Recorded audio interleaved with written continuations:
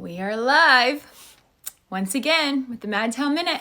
I'm going to give a few people a second to get on here and watch this live if they would like to. Otherwise, we will carry on and record this live and then share it across our platforms like usual. Well, hey everybody, good afternoon. My name is Erica Despain and I am the editor of All Things Madison. Welcome to the Madtown Minute. The Madtown Minute, some of you may know, is a weekly segment where I get on Instagram Live and I recap not only the stories that I had on the website, but also some of my happenings out and about around town, a little bit of what I'm working on. It's basically my live, unfiltered way of sharing all things about Madison. I like to do it live so that it builds credibility with you guys, that I am not just on here filming, take after take, trying to get it just right. Nope, this is my unfiltered version of exactly what is going on in our town through my eyeballs. So we have quite a bit to get to today. I actually did not film a Madtown Minute last week because, as most of you know, last week we had crazy winter weather. And everybody was home because of the snow. And I was with all my kids in my pajamas doing all the things because last week was a week of survival, right? So we just did not film last week. So here we are. I'm going to cover a little bit of what I would have covered last week. If you are able, go ahead and settle in. Maybe set this on your car where you can listen. Maybe while you're getting ready for the second half of your day, because I would love to chat with you about all the things. And as always, feel free to comment on this. And as I see them, I will try and answer your questions if you have things that are on topic or that are completely off topic. So let's go ahead and knock out the articles that were new on the website this week. On Monday, it was National Margarita Day. And so I did a roundup article of all the Mexican restaurants in Madison. Now, of course, we all know you don't have to go to a Mexican restaurant to get a margarita. You can get margaritas at most restaurants in Madison, but margaritas are generally associated with Mexican restaurants. So I used it as a great opportunity to spotlight the tons of Mexican restaurants that we have in town. Of course, they all have their own personalities with their happy hour specials and their flavors, and if it's kind of more of a hole in the wall or if it's a bigger establishment. So, I think I've been to almost every Mexican restaurant in this town, and I just don't go to a Mexican restaurant that I end up not liking. We generally love Mexican food and everything that comes with it. We love the atmosphere, we love the prices, and we have a ton here in Madison, so I encourage you to check them all out. And that article was on All Things Madison on Monday. Okay, yesterday I published 2 articles. The first one was about day trips to zoos or an aquarium from Madison, Alabama. We do not have an aquarium or a zoo in Madison, and that's okay.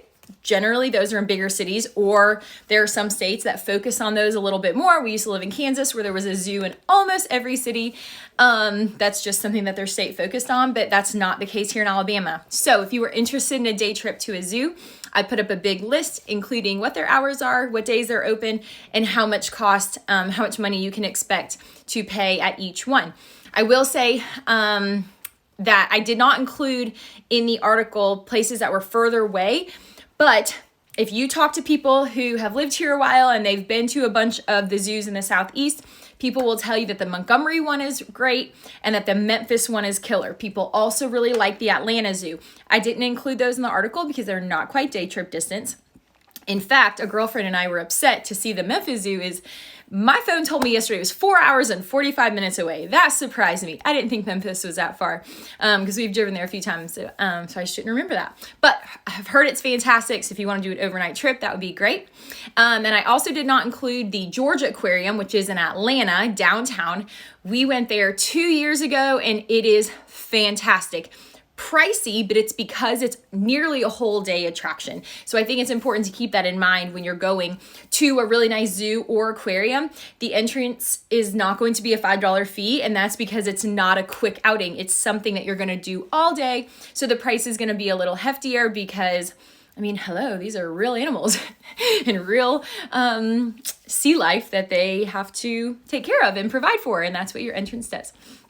Okay, I also did an article yesterday about a new police advisory committee that the city is doing. So I got that press release from the city yesterday afternoon.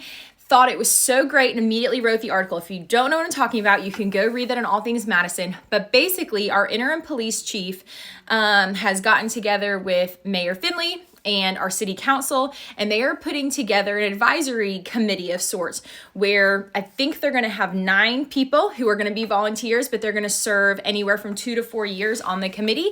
You have to be a Madison resident and you have to be at least 18 years old. That's it. You can apply and you will be appointed onto the committee, and this committee is where your voice will be heard. If you are interested in police reform, if you are interested in community happenings, if there are just things that you think need to be changed, or hey, maybe you like certain things, I think Madison is always trying to stay on the cusp of what's new and trying to keep with the times and make sure that our city is always evolving. So I think personally, this committee is a great thing. And that's why I wrote the article after receiving the press release, because I think that is of great interest to people who may have an interest in being a part of city happenings. My husband is one of those people. He read the article without me knowing and called me. He actually told me the link wasn't working. So I went in and fixed that for the application.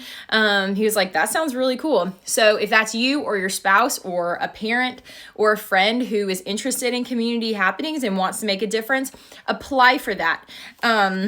Again, I can say these types of things in the Madtown Minute, or I shouldn't say I can. Sometimes I do. That my personal opinion is, if there are things you're complaining about and things you're not happy about, maybe be a part of the solution and have your voice heard if you care that much, and be a part of something like this, because the city is literally saying, hey, we want your voice heard. Please apply to be on the committee because we care about you as a citizen and what you think we should do. So yeah, that's on allthingsmadison.com. You can go see the link for that. Today, let's talk about today. Today, I published an article very near and dear to my heart about swimming lessons and instructors here in Madison. Here's the deal. I could go on Google and do a very quick Google search of all of the swim instructor options here in Madison. However, I do not think all swimming lessons are created equal. There is a difference between water comfort classes where your baby is splashing and playing and having a cute time, and lessons that actually teach your child what to do with the objective of putting their head above water if they fall into a pool. Completely different stories. So what I did on Instagram is I reached out. Many of you probably saw that if you're watching on Instagram. Have you had a fantastic experience for your child with swimming lessons? If so, can I speak to you? So I heard from a handful of people who shared with me about 4 different instructors and programs here in Madison. And if their child was able to swim independently, how long was the program, etc. Because I want parents to go on there and read accounts from other parents about what their experience was like, because this is a very important skill for your child to learn. I shared in the article that my oldest daughter, Hadley, we had a near drowning accident with her in 2016. It's a good thing now that I forget what year, because that means that we are pretty removed from it, but it was a very, very horrific experience. And she was unconscious. We did the whole CPR, stayed in the hospital, whole 9 yards, but she is completely fine. Praise the Lord.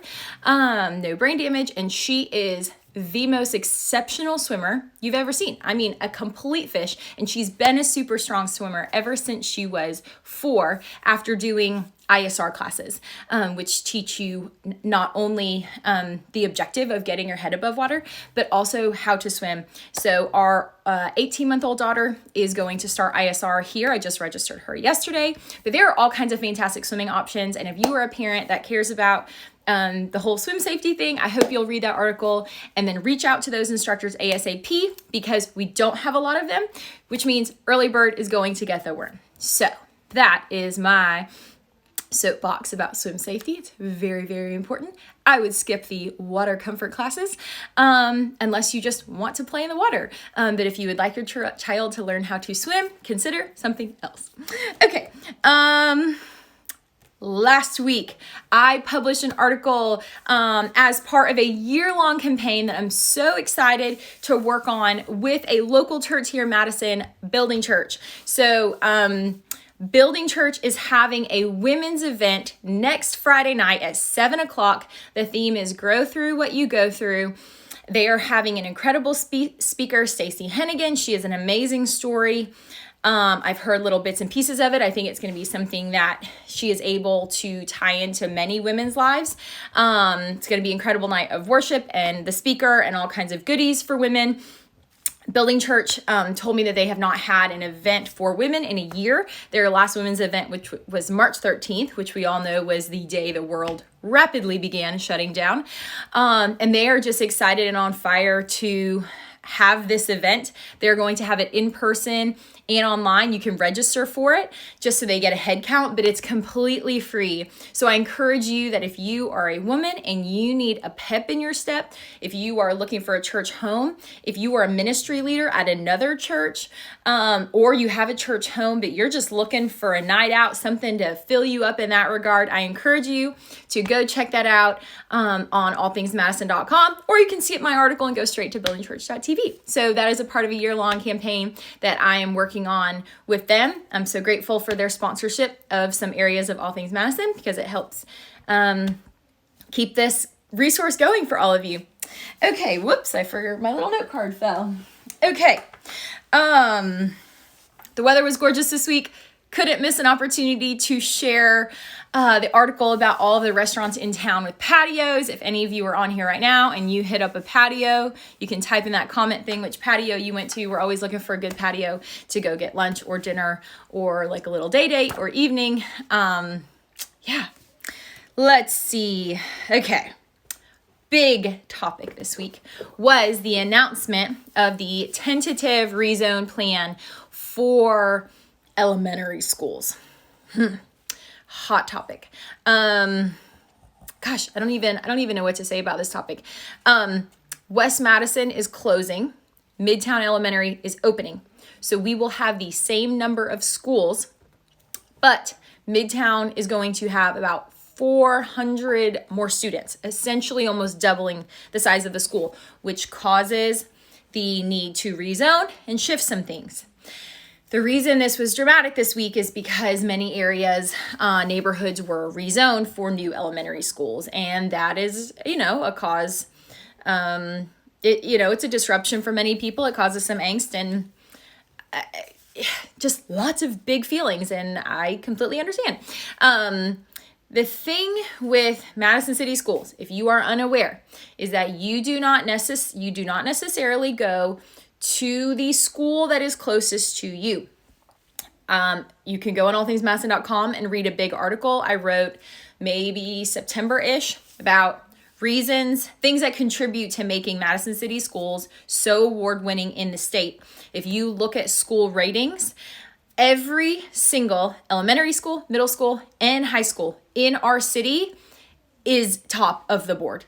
Just across the board. Now, school system wise, we are not number one. I think school system wise, we're number 3 or 4. But here's what's interesting about that. The school systems that rank better than Madison City Schools have like 3 schools. We have 11.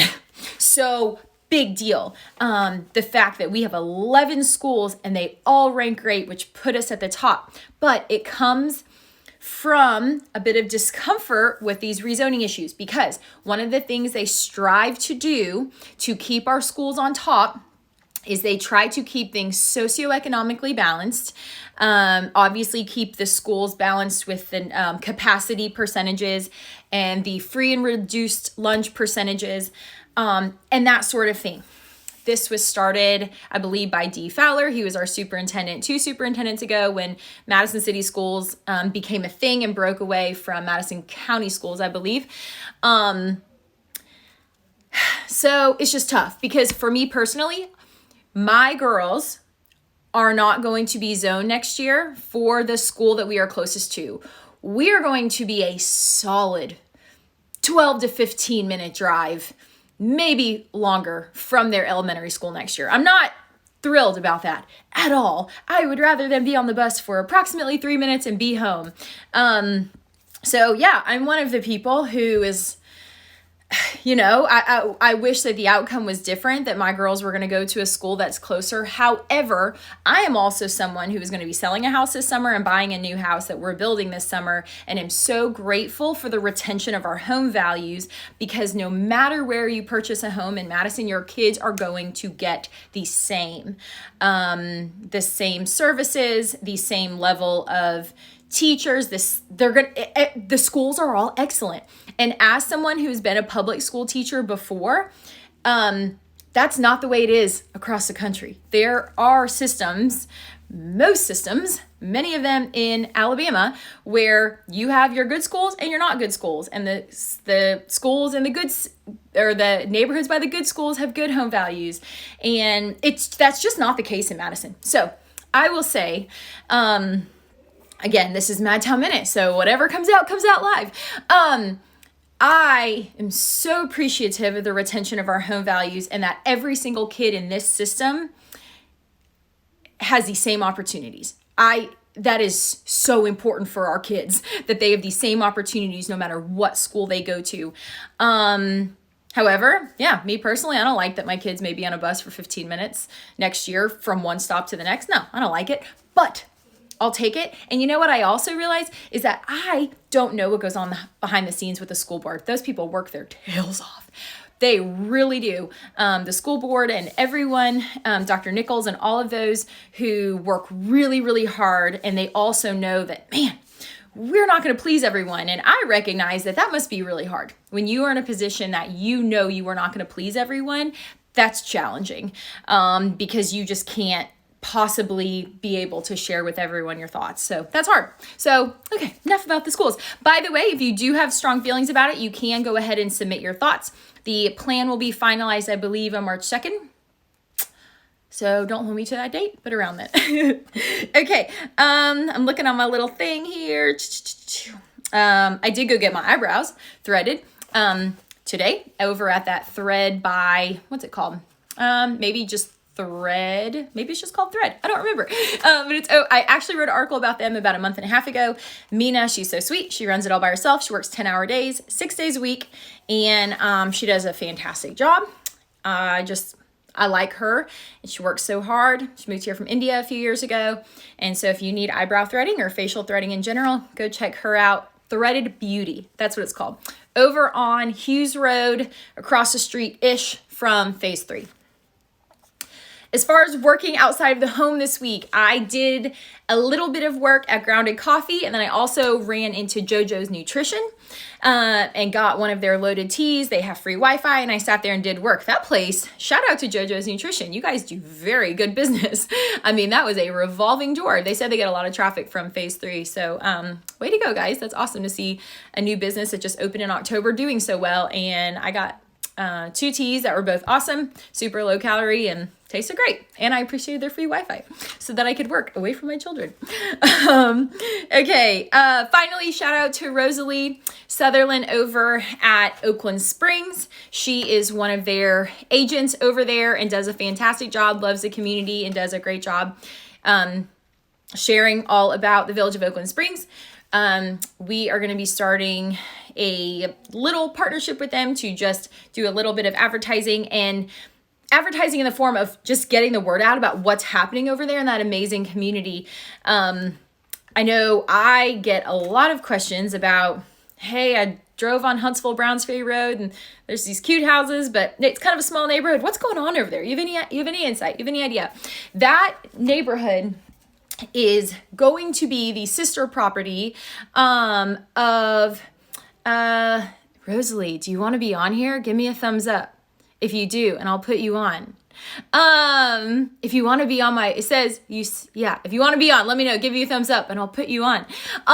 Yes, they are going to be a sister property to the village of Oakland, or the village of Providence, where they are going to have retail and homes and a clubhouse and walking trails, and it's supposed to be a live, work, play community, a very traditional neighborhood, and it's going to be beautiful, but people are curious about what's going on over there. You can build custom homes with the VTS, the Builders Group, Jimmy Bryan Homes, and I know they've added one more builder for Phase 2, so keep an eye an eye out for that on allthingsmadison.com, where I'm going to share an update about what is happening, a bunch of their renderings for that neighborhood, and that sort of thing.